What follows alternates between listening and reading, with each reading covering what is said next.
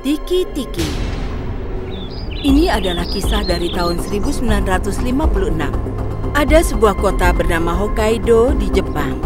Di kota itu, ada daerah bernama Muroran.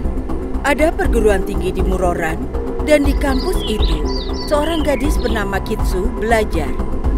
Suatu hari, Kitsu datang ke kampus dengan mobil ayahnya. Teman-temannya amat senang melihat ini. Ada apa, Kitsu? Mengapa kau mengendarai mobil hari ini? Mari temanku, hari ini kita akan berkendara keliling kota dengan mobil dan bersenang-senang. Bagus, Kitsu. Sudah saatnya kita bersenang-senang. Kita belum bersenang-senang lagi belakangan ini. Ya, kau benar, Fuji. Hari ini kita akan berkeliling kota dengan mobil dan bersenang-senang. Baik, setelah kuliah selesai, ayo bertemu di sini dan kita akan berangkat. Jangan terlambat. Jangan ambil kelas tambahan. Oh ya, ayo berpesta. Sampai ketemu setelah kuliah. Semua kembali ke kelas masing-masing. Sorenya saat kuliah selesai, Kitsu mengendarai mobil dan semuanya masuk. Mereka berkendara ke banyak tempat. Baik, berikutnya kemana? Aku kehabisan ide.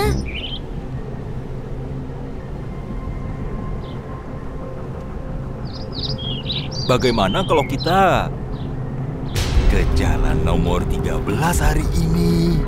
Teman-temannya saling menatap dan tersenyum. Kau benar, Fuji. Ayo pergi melihat ada apa di sana.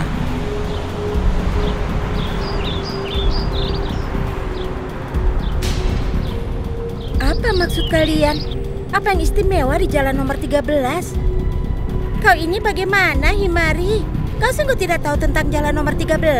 Tidak, tentu tidak. Aku baru saja pindah kemari. Karena itulah aku tanya pada kalian. Fuji, ceritakan pada Himari. 20 tahun yang lalu, seorang gadis bernama Kashima Reiko tinggal di jalan itu. Suatu hari, beberapa penjahat melecehkannya dan memotong tubuhnya jadi dua. Sejak itu, bagian atas tubuhnya terus berkeliaran di jalan itu.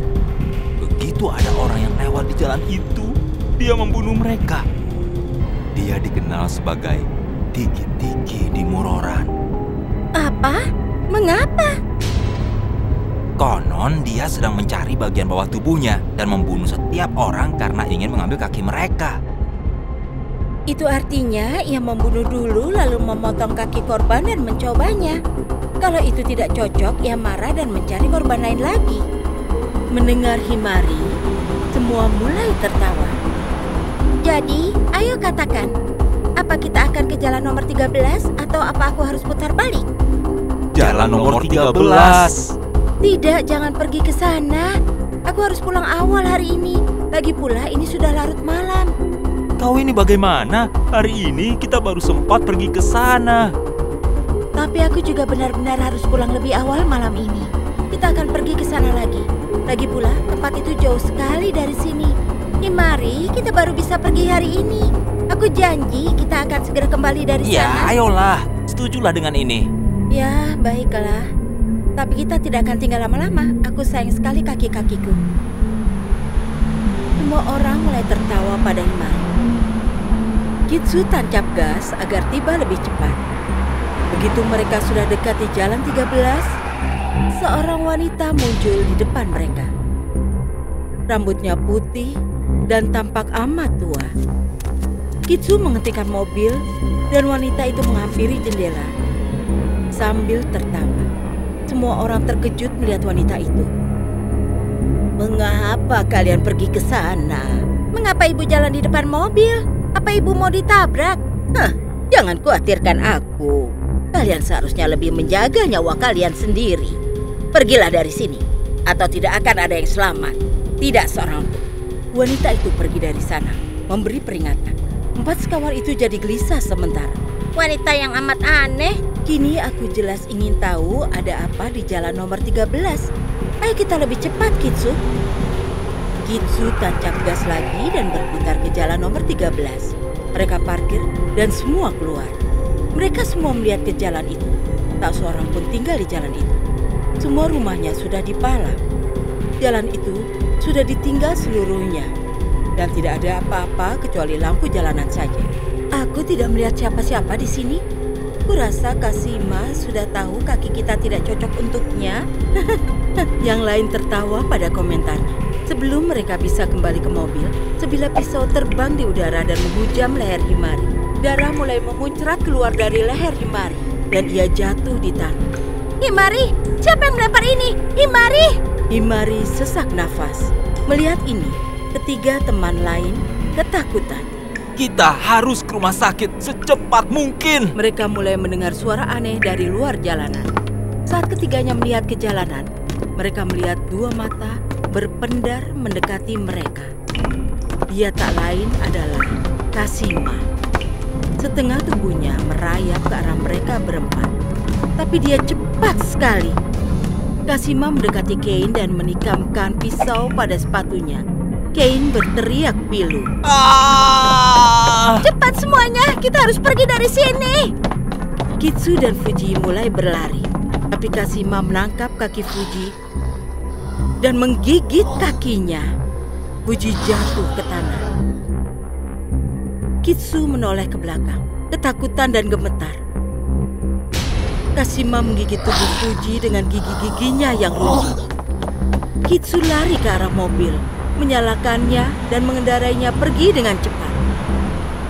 Kasima melihat mobil Kitsu melaju. Ia juga mulai mengejar Kitsu dengan kecepatan tinggi. Kitsu berkeringat saat duduk dalam mobilnya. Kasima melompat ke jendela depan mobil dan memecahkan kaca. Kitsu membuka kotak samping dan mengeluarkan pisau dari sana dan menyerang Kasima. Tapi itu tidak mempan pada Kasima. Kasima merebut pisau Kitsu dan menikamnya dengan itu. Kitsu juga tewas. Keesokan harinya, dua polisi melewati tempat itu saat mereka melihat 4 tubuh terkapar di tanah. 4 mayat terkapar di tanah. Tubuh mereka terpenggal dari kaki-kaki mereka. Ini pasti perbuatan hantu Kasima. Aku tidak tahu kapan orang-orang akan mengerti pentingnya untuk menjauh dari tempat ini. Sebulan setelah insiden ini, seorang pria lewat di jalan nomor 13. Ia sudah amat ketakutan. Aku pasti gila lewat di sini, tapi aku harus ke tempat kerja.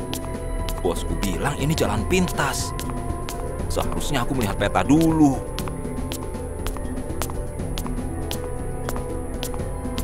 Ia berdiri di depan jalan nomor 13 dan mulai melihat sekeliling. Tidak. Aku harus kemana dari sini? Aku tersesat.